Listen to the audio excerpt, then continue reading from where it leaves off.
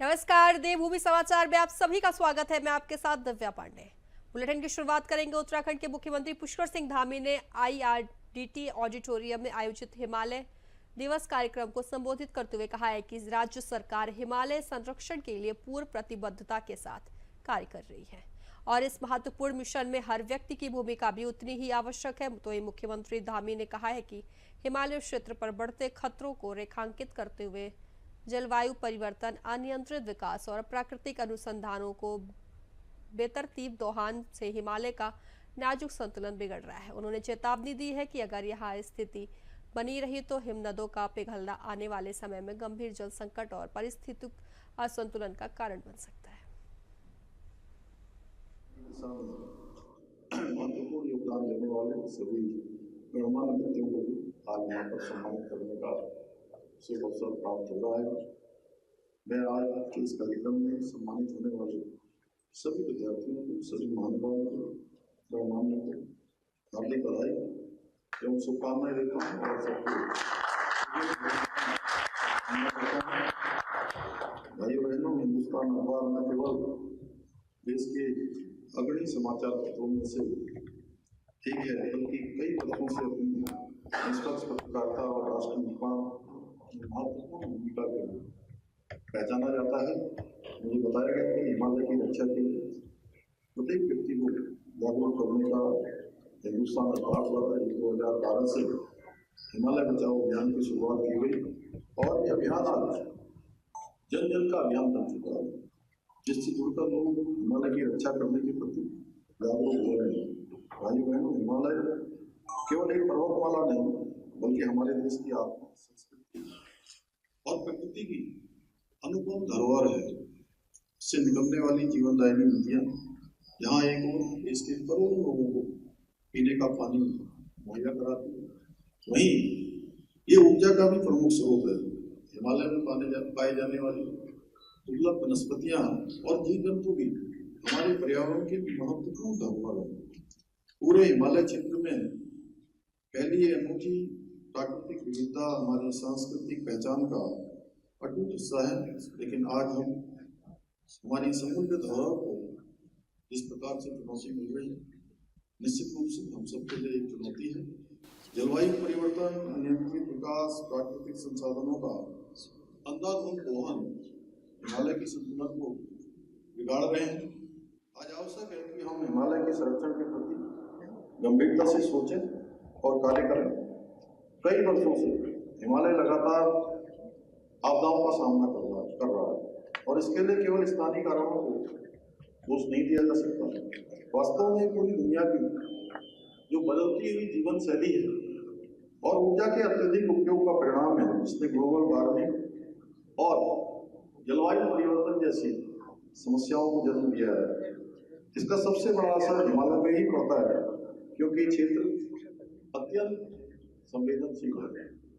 हाल ही में हमारे राज्य के उत्तरकाशी के धराली सहित अनेक स्थानों पर, अगर मैं इन स्थानों का उल्लेख करूं तो धराली के तुरंत बाद चमोली जनपद के थराली में चेपड़ो क्षेत्र में बड़ी आपदा आई।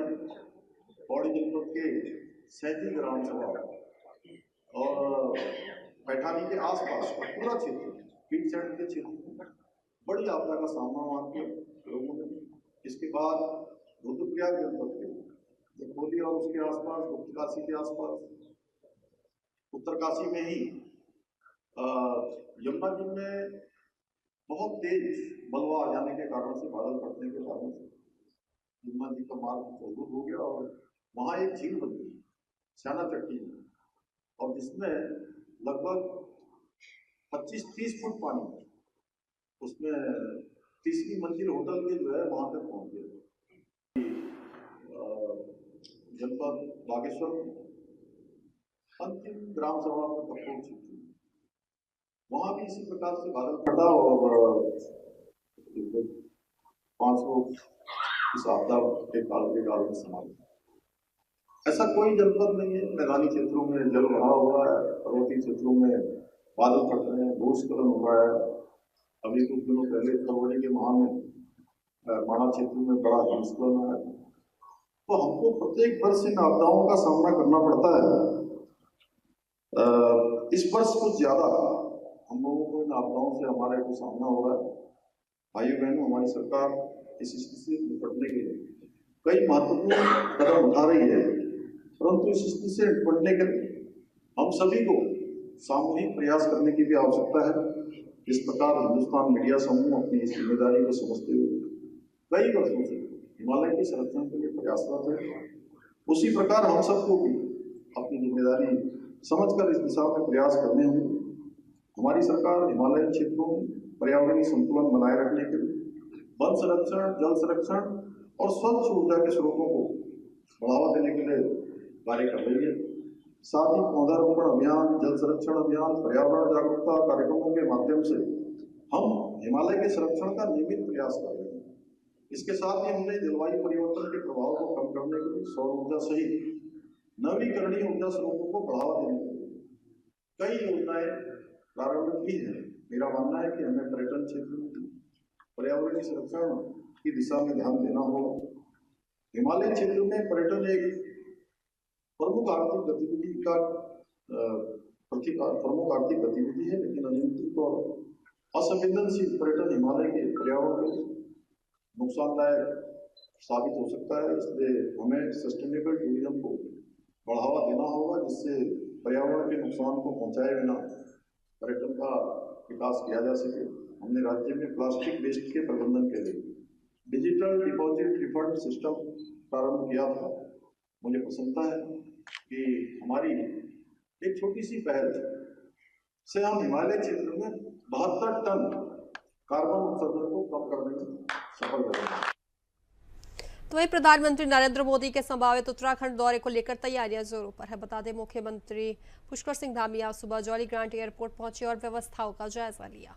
माना जा रहा है कि पीएम मोदी कल उत्तराखंड आ सकते हैं, जिसके मद्देनजर सुरक्षा से लेकर कार्यक्रम स्थलों तक हर स्तर पर तैयारियां तेज कर दी गई। मुख्यमंत्री धामी खुद पूरी तैयारियों की निगरानी कर रहे हैं, तो एयरपोर्ट पर अधिकारियों के साथ उन्होंने विस्तृत बैठक की और सभी जरूरी निर्देश दिए हैं। बताया जा रहा है कि पीएम मोदी राज्य के एक अहम कार्यक्रम में हिस्सा ले सकते हैं, जिसे लेकर शासन प्रशासन पूरी तरह मुस्तैद है।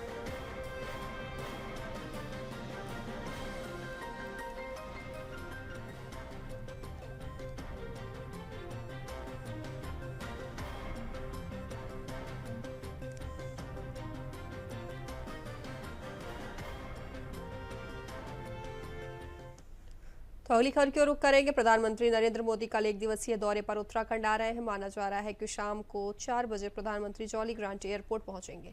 उसके बाद वह सीधे आपदाग्रस्त क्षेत्र का हवाई सर्वेक्षण करेंगे। लगभग 1 घंटे के सर्वेक्षण के बाद 5 बजे वापस जॉली ग्रांट आएंगे और उसके बाद वहां से अधिकारियों के साथ एक बैठक भी करेंगे। साथ ही कुछ आपदा पीड़ितों से भी प्रधानमंत्री मुलाकात कर सकते हैं।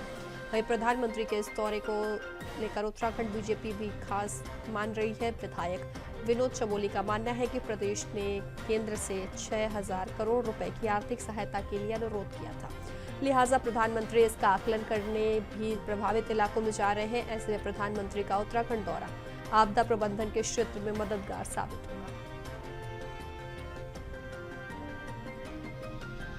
देखिए, जिस तरह इस बार आपदा आई है, जिस तरह की क्षति उत्तराखंड में हुई है, तो लगभग 6,000 करोड़ का नुकसान हम लोगों ने आंका है, 5,700 कुछ है। और माननीय प्रधानमंत्री जी का इस बीच में दौरा जो आपदाग्रस्त क्षेत्रों का रहेगा, ये उम्मीदें लेकर आया है। और मुझे लगता है कि जो हम लोगों ने वहाँ से क्षतिपूर्ति मांगी है और केंद्र से जो मदद मांगी है, निश्चित तौर पर बढ़ा करके हमको मिलेगी, ऐसा मुझे लगता है। और इससे बहुत राहत उत्तराखंड को मिलेगी। फिलहाल रुकेंगे छोटे से ब्रेक के लिए, जल्द हाजिर होंगे।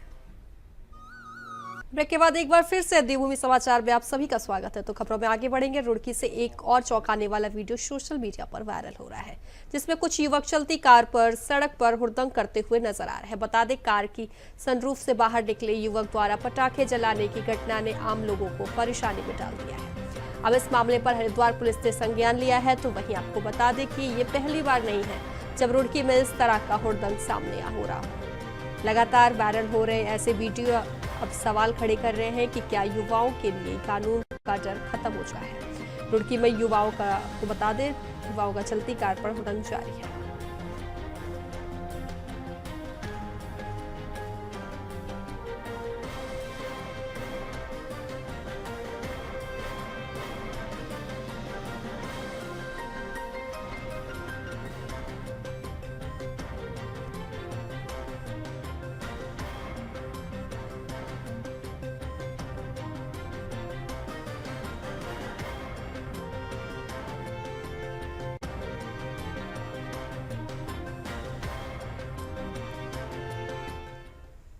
खबरों में आगे बढ़ेंगे। उत्तराखंड में आस्था की सबसे बड़ी यात्रा यानी कि चारधाम यात्रा का दूसरा चरण अब पूरी तरह से शुरू हो चुका है।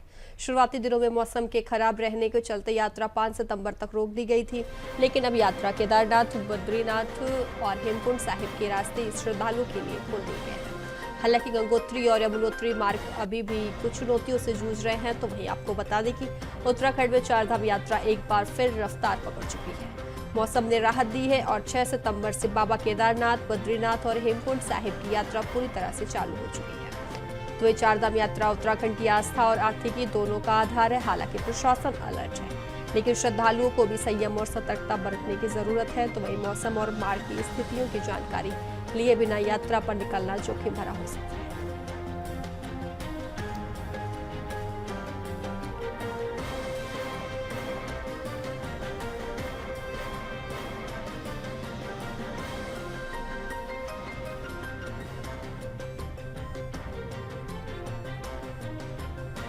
चारधाम यात्रा का जो सेकेंड फेज़ है वो आमतौर पर सितंबर में शुरू हो जाता है और शुरुआत के 3-4 दिनों में चूँकि वेदर काफ़ी ख़राब था इसलिए 5 सितंबर तक यात्रा पर रोक लगाई गई थी, लेकिन 6 से पुनः प्रारंभ हो गई है।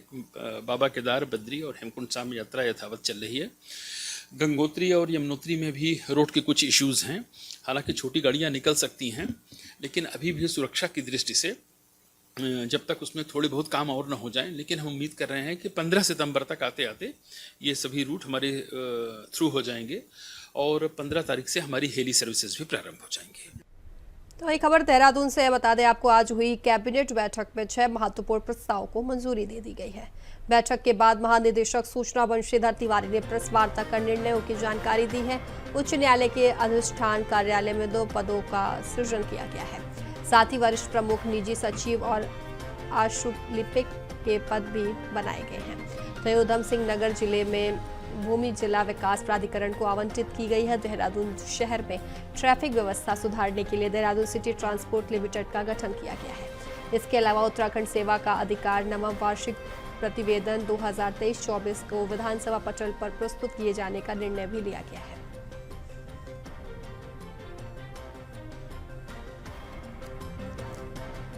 माननीय मंत्रिमंडल की आज बैठक हुई जिसमें कुल 6 मामलों को स्वीकृति प्रदान की गई है, जिसको मैं बिंदुवार आपको बता देता हूँ। महाधिवक्ता कार्यालय माननीय उत्तराखंड उच्च न्यायालय में 2 पदों का सृजन किया गया है।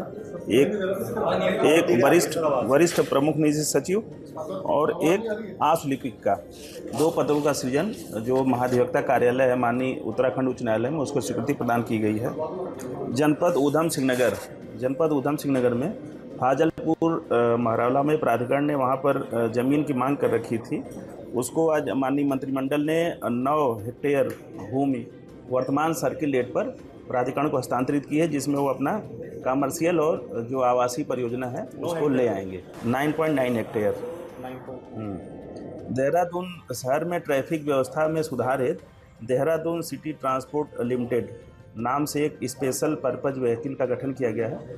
ये एक तरह की कंपनी है जो देहरादून में ई बसों का संचालन करने के लिए अधिकृत होगी और प्रधानमंत्री ई बस सेवा योजना के अंतर्गत ई बसों के संचालन के साथ साथ वर्तमान नगर बस सेवा का संचालन सुव्यवस्थित और सुगठित तरीके से ये करेगी।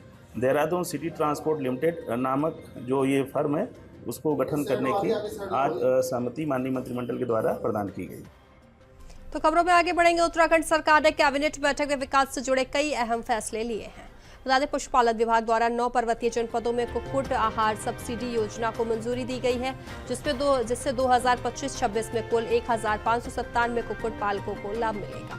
योजना पर करीब 2.84 करोड़ रुपए खर्च होंगे। तो वहीं देहरादून की ट्रैफिक व्यवस्था को बेहतर बनाने के लिए देहरादून सिटी ट्रांसपोर्ट लिमिटेड नाम से नया स्पेशल पर्पज व्हीकल गठित किया जाएगा, जो ई बसों का संचालन करेगा। तो वहीं आवास विभाग ने उधम सिंह नगर की नियोजित कॉलोनियों के लिए लगभग 10 हेक्टेयर भूमि आवंटित करने का निर्णय लिया है। इसके साथ ही महाधिवक्ता कार्यालय नैनीताल में वरिष्ठ निजी सचिव का एक पद सृजित किया गया है।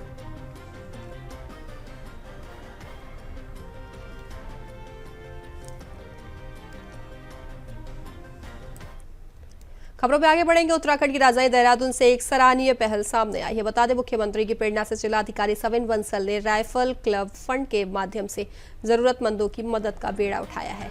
यह फंड अब समाज के असहाय वर्ग के लिए संजीवनी बन चुका है। देहरादून में जिलाधिकारी सविन बंसल ने एक बार फिर साबित कर दिया है कि प्रशासनिक पद सिर्फ व्यवस्था चलाने के लिए नहीं, बल्कि समाज की अंतिम पंक्ति तक पहुंचने का माध्यम भी हो सकते हैं। अगर सरकारी तंत्र चाहे तो समाज के सबसे निचले स्तर पर बैठे व्यक्ति तक राहत पहुंचाई जा सकती है।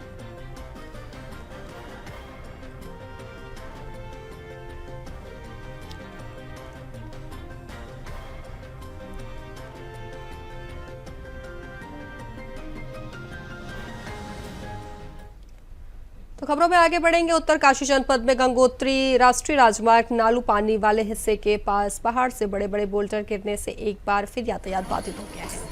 मार्ग बंद होने से गंगोत्री धाम आने जाने वाले वाहनों की आवाजाही थप गई है और यात्री और स्थानीय लोगों को दिक्कतों का सामना करना पड़ा। वही सूचना मिलते ही बीआरओ की टीम ने मौके पर पहुंचकर पोकलेन मशीनों की मदद से बोल्डरों को हटाया और कार्य शुरू किया। बता दें, मार्ग को जल्द से जल्द सुचारू करने के लिए युद्ध स्तर पर प्रयास जारी है। प्रशासन ने यात्रियों से अनावश्यक रूप से मार्ग पर न रुकने और सुरक्षा का ध्यान रखने की अपील की है।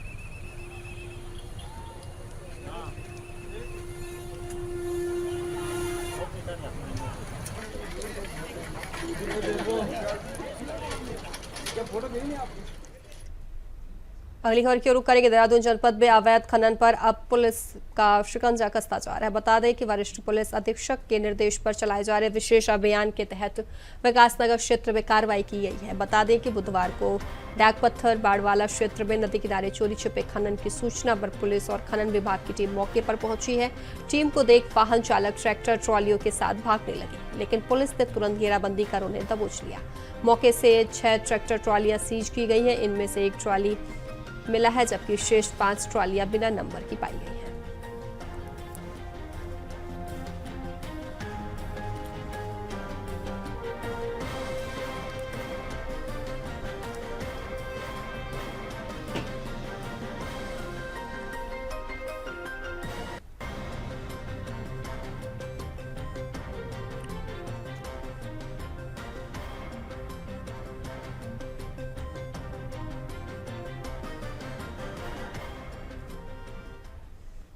तो खबरों में आगे बढ़ेंगे। खबर रुड़की से है, जहां रुड़की से एक चौंकाने वाला वीडियो सोशल मीडिया पर वायरल हो रहा है। बता दें आपको, जिसमें कुछ युवक चलती कार पर सड़क हुड़दंग करते हुए नजर आ रहे हैं। कार की सनरूफ से बाहर निकले युवक द्वारा पटाखे जलाने की घटना ने आम लोगों को परेशानी में डाल दिया है।